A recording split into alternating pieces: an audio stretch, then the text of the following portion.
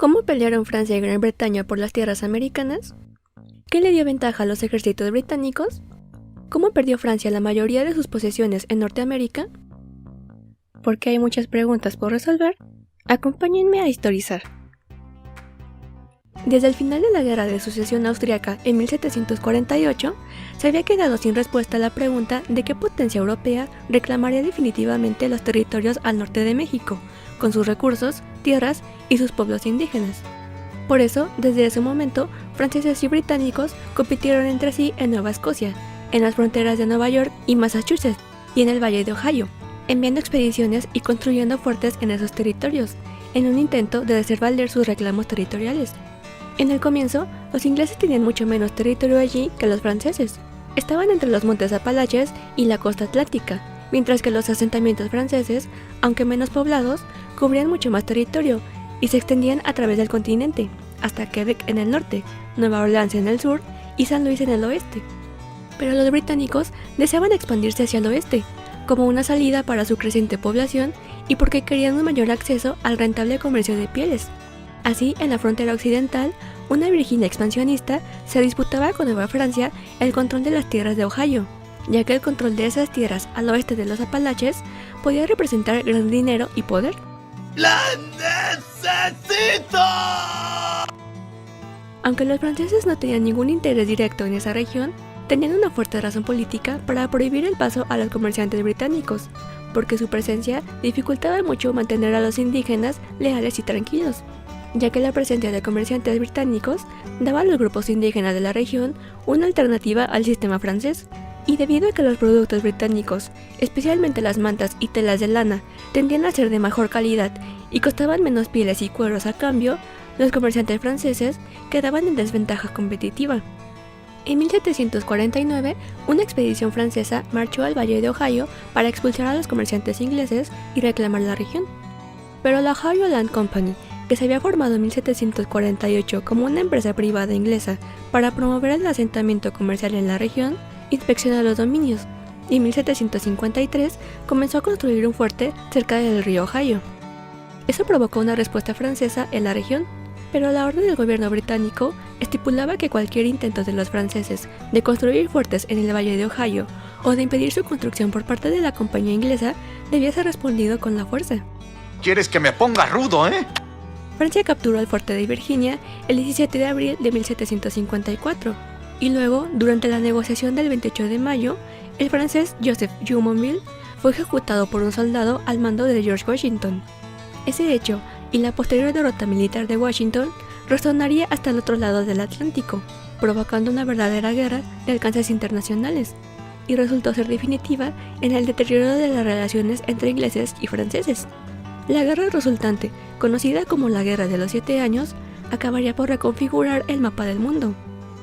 La nación británica, por su parte, había llevado a cabo una política que le ayudaría en la parte de la guerra librada en el continente americano.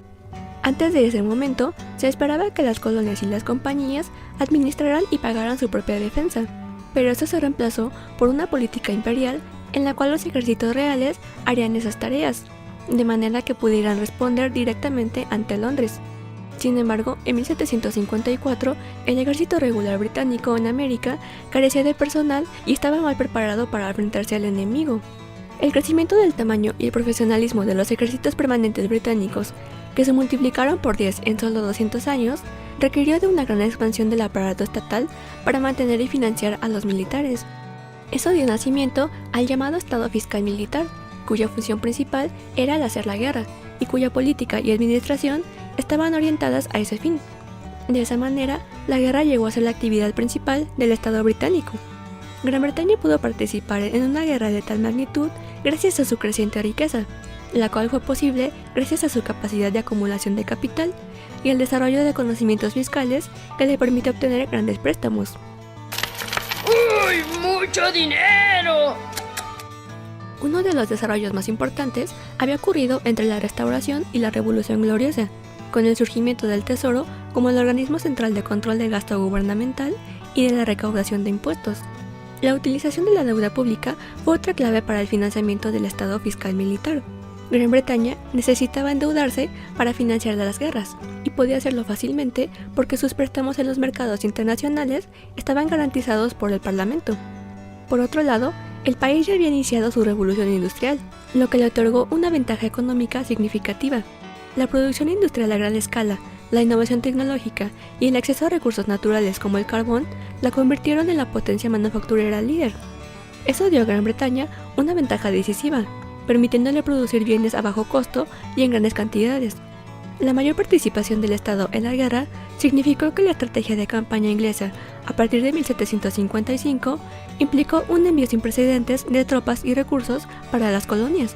Ese estado militar imperial se comenzó a manifestar de manera más clara en América durante la Guerra de los 7 Años, cuando un ejército británico, que llegó a contar con decenas de miles de soldados, desembarcó en las costas americanas, y su mando militar emitió órdenes directas a las autoridades americanas civiles para financiar las campañas bélicas, movilizar tropas, proporcionar infraestructura de apoyo y suministros y restringir ciertas actividades comerciales. Mírame. Claro. Mírame. Claro. Ahora soy yo, capitán. Por su lado, la corona francesa tenía menos dinero para enviar a sus colonias, y su mayor atención estaba todavía en Europa, donde Prusia se estaba volviendo cada vez más amenazadora y estaba a punto de invadir Sajonia en 1756.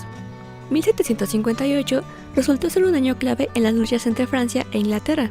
A pesar de que en los años anteriores los británicos habían sufrido numerosas derrotas, Inglaterra finalmente comenzó a aprovechar su enorme ventaja económica en suministros y mano de obra, y el rumbo de la guerra comenzó a cambiar rápidamente.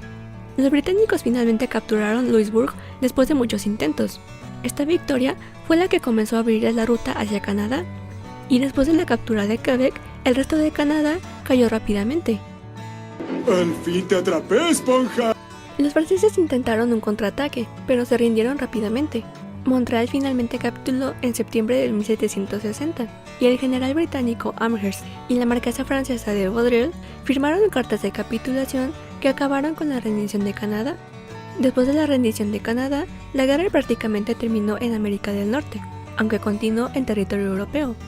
La Guerra de los 7 Años acabó por reorganizar la estructura de poder en Europa y América del Norte, y marcó un punto de evolución significativo en la naturaleza del Imperio Británico, que pasó de ser puramente comercial a ser cada vez más territorial. La guerra puso fin a la influencia política francesa en Norteamérica, lo que quedó dictado por el Tratado de París, firmado al final de la Guerra de los 7 Años. De acuerdo al tratado, Francia recuperó sus ricas islas productoras de azúcar en el Caribe, que había perdido ante los británicos durante la lucha, Martinica, Guadalupe y Santa Lucía. Pero con la excepción de Nueva Orleans, Francia entregó a los británicos todas sus posesiones norteamericanas al este del Mississippi, mientras que las posesiones al oeste fueron entregadas a los españoles. ¡Estoy feliz y enojado! La lucha por el control del imperio norteamericano al este del Mississippi había terminado oficialmente, aunque pequeñas batallas con grupos indígenas continuaron durante años. Después de haber gastado tanto tiempo, dinero y hombres para mantener las colonias, Inglaterra estaba ahora decidida a mantenerla y hacerlas lo más rentables posibles. Para asegurarse de eso, los británicos establecieron políticas duras e impuestos elevados para los colonos. Pero ese duro trato de Inglaterra a las colonias, después de 1763, tuvo el resultado opuesto al deseado. En lugar de hacer que las colonias fueran más rentables, las enfureció cada vez más, y finalmente desembocó en otro levantamiento, la Guerra de la Independencia de los Estados Unidos, que estalló apenas 13 años después. Gracias por ver el video de hoy. Si deseas apoyar de forma especial al canal, puedes hacerlo dejando tus super gracias. Los espero en la próxima ocasión para seguir respondiendo más preguntas históricas. ¡Chao!